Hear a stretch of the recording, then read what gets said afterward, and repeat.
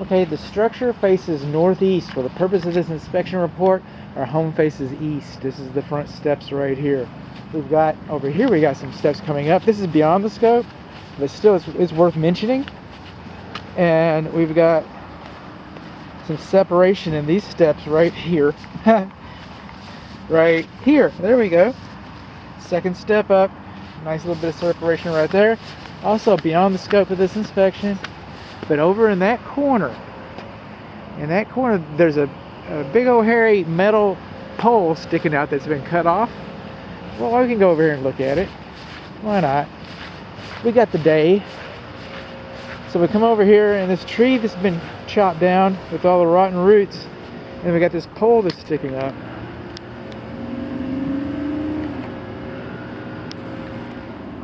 That's homeowner's insurance issue right there. Okay, so we're coming on up. We got steps coming up. We got a nice little front porch. We do not have a doorbell. We got that movement I was talking about. And then we come in here and we've added these poles.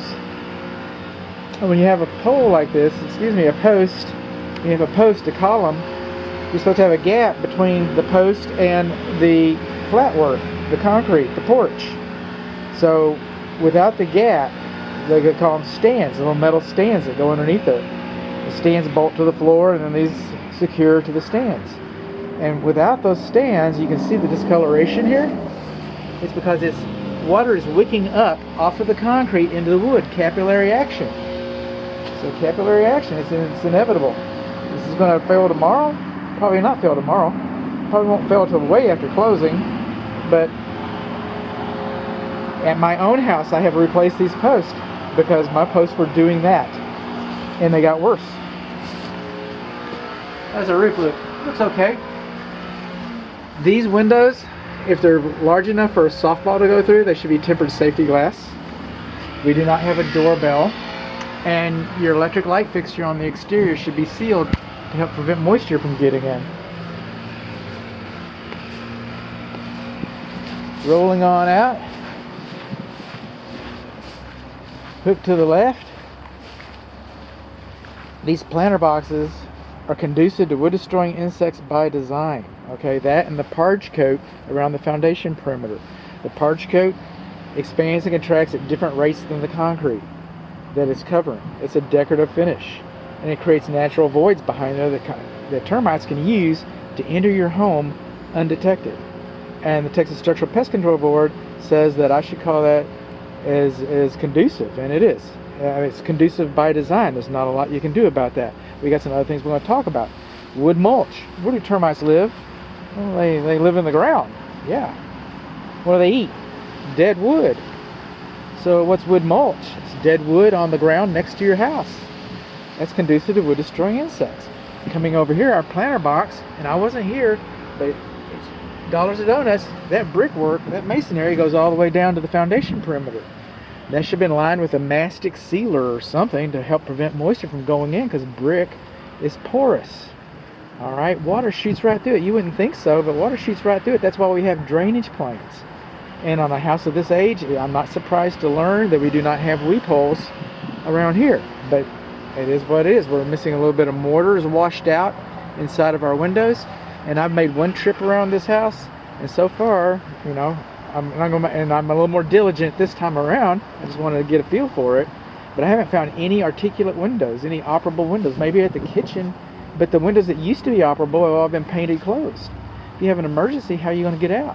The bush next to the house, wood mulch next to the house, wood mulch next to the house. I heard through the grapevine, a good friend of mine told me that this pipe has been decommissioned, and we're going to find that out.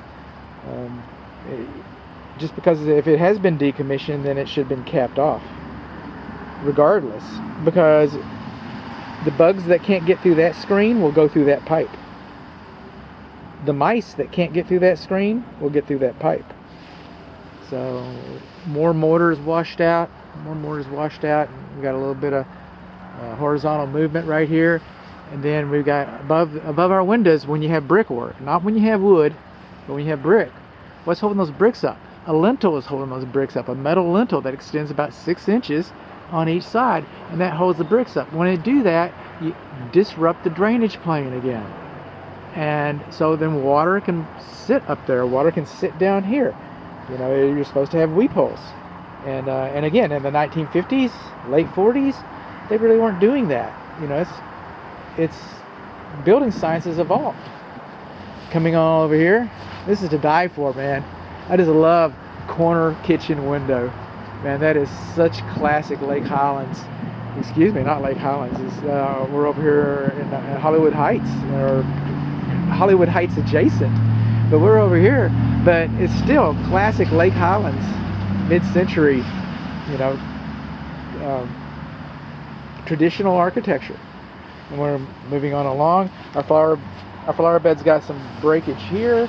Our flower bed's got some breakage there. It's separating from the house there. Coming over here, because it's been planting. You got a tree growing in there. It's going to move something. You got some breakage right there.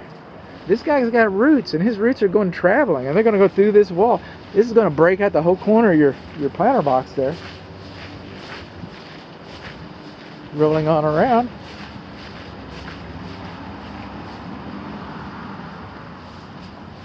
You on? Okay. Good to know. On around, on around. Rain gutters are not discharging water far enough away from the structure. That happened here. That happened down over on the other corner. I just remembered to talk about it over here. But they're supposed to take the water out about 10 feet. Now, it's going to be a nuisance. It's going to be in the way here. So really the best way to handle that is to go underneath, to go underground, and then come out with a discharge port over here. That's the best way to handle it. You know, as it is, that's not a proper way to handle it. You'll see that on new construction any day of the week. But still, did I say mice a minute ago? I guess I did. Think a mouse can fit up in there? I do. I think a mouse can jump right up in there. Coming over here, you think a mouse could fit up in there? Yeah, I do. I think it could go up there. You get down, Mickey. Coming on, we got a metal car door. But now, our dynamics have changed. We're coming over here to a hardy plank type material.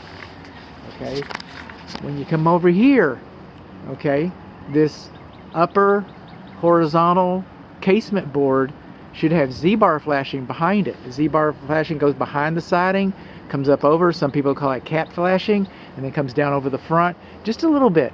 Just a little bit. When it's painted, you'll barely see it. But what happens here is all this is going to rot out prematurely. Okay, all this casement's going to go. It's going to leave you. So, moving on along. This corner right here, well, I was getting ahead of myself. But I do that. I'm a head getter. This retaining wall, whoever's soil this is retaining, and it looks like it might be this property's, okay, they're responsible for this retaining wall. So if it's on your property, it's your wall. If it's on somebody else's property and it's retaining their soil, the hard fast rule is whoever's soil is retaining. But there's no hard fast rule, and I don't do surveys. I do know that it's closer than twice its height to the structure, so it's within my scope. So I'm going to speak to this retaining wall a little bit. Coming all along over here, this is nice to see. I've got all this storage over here. Okay, we really can't see what's going on. Alright, it'd be nice. But that's okay, the soil's too high anyway. We got high soil over here. What do termites love? They love high soil. Now, there's some debates about this.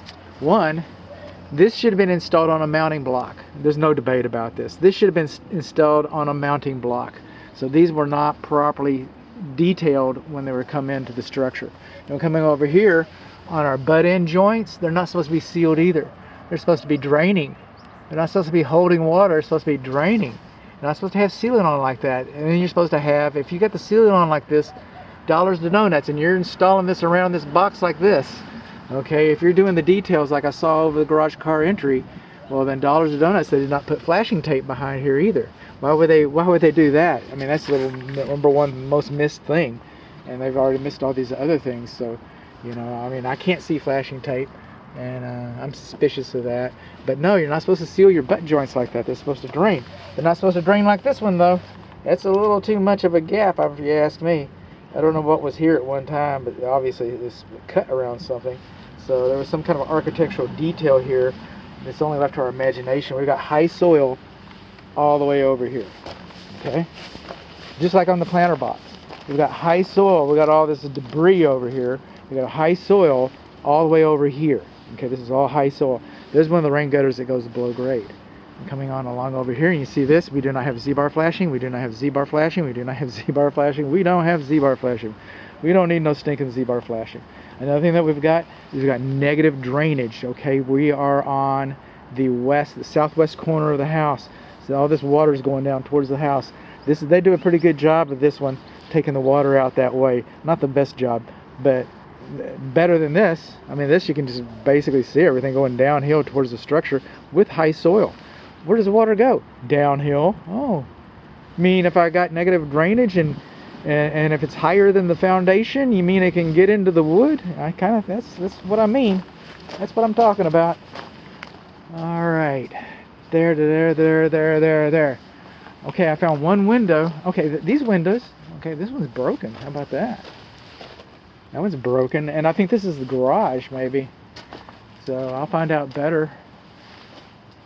I want to speak to this for a moment. That is an emergency drain, I think. And it's supposed to discharge over a window. So when you look out the window, it's supposed to discharge into an obvious location. We got an inside window right there, interior window, excuse me.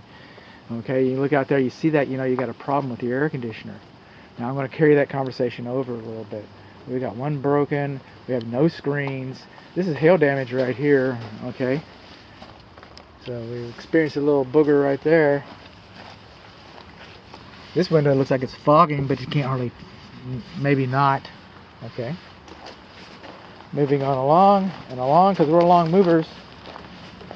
We're coming over here, we got high soil right in here. It looks like we used to have a window right here. Okay. Now the condensing unit is not supposed to, the foundation pad is supposed to extend a minimum of 3 inches around all perimeters of the condensing unit, and they don't do that. Okay. It's supposed to bring the condensing unit higher than 3 inches above grade, and over here we don't do that. Alright, and it's got dirty coils. It's a 5-ton system. It's 4 years old. They last about 14. Okay. All the piping disconnects over here to the side. I think I took a picture. I think I got a video inside of that. So you got another video. Made sure everybody could see the dirty coils. Moving on along. See, these windows don't work. These windows don't work. I haven't seen a window. There's a crank on that one, but I'm looking at it. They're all painted closed. Okay. And then I come over. Oh, it's on the way. Like I said, I made one cursory trip around here. So it's not my first rodeo here. Okay, we're wrapping on down here. And then now I'm seeing some kind of a drain pipe. And I'm seeing a smaller one. So I'm thinking this one might be for the water heater. Okay. Well, what do we got all this staining and stuff? Or maybe it's for the air conditioning system. I haven't been in the attic yet. Alright, but these drains, if that's a constant drain, it's too close to the structure. And as oily as it looks, I'm starting to think I shouldn't make assumptions. That's how you get in trouble. But as oily as that looks, check the water heater video and we'll speak to that. No weepos, no weepos. Windows not working. What, we got another broken one? Okay, we got 2 broken windows so far. Alright. Stepping on around. Rain gutter below grade, like I was mentioning. Came over here. Wood mulch next to the house. Foliage next to the house. Termites use foliage? Yeah, they do. Because termites are blind. Alright, they travel by pheromones and temperature. They're very temperature sensitive. So when they feel the shade over there, they know that they're being hidden. Okay, that's the way they evolved. Since back in the times of the dinosaurs, they've been around longer than we've been around, and they're going to be around a lot longer after we're around. They're smart like that.